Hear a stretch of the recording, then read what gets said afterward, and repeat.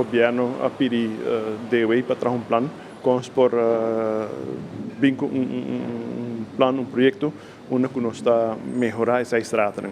E nossa parte de Aruba, Orange está em dois pidas, a parte para norte de Caia Betico, é uma parte para sul de Caia Betico, nós damos preferência ao que na Caia para norte de Caia Betico, onde nós fazemos trabalho necessário para pôr tuberia de riolering e de aguaceiro, den Waterweg, Middenweg e Hendrikstraat ordening.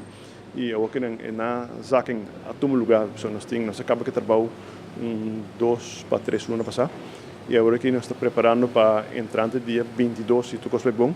De luna aqui, nós começamos com direito banji, pôr pavers novo e para asfaltar. Um recap de asfalto que tem essa estrada.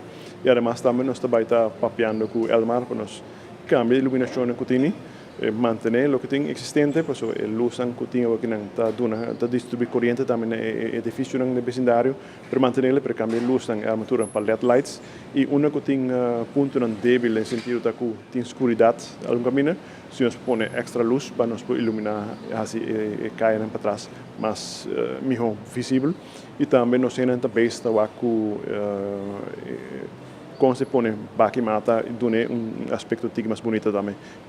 Não no mesmo nível de Caia Grande, mas esta dá aspecto mais habitável, mais placenteiro.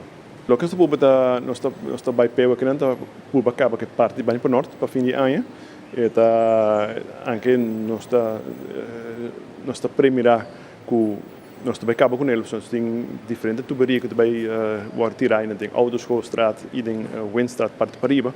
Pero essa é três conexões. Se nós vamos trabalhar a hora que de viajar, nós também chega ao período de fim de ano.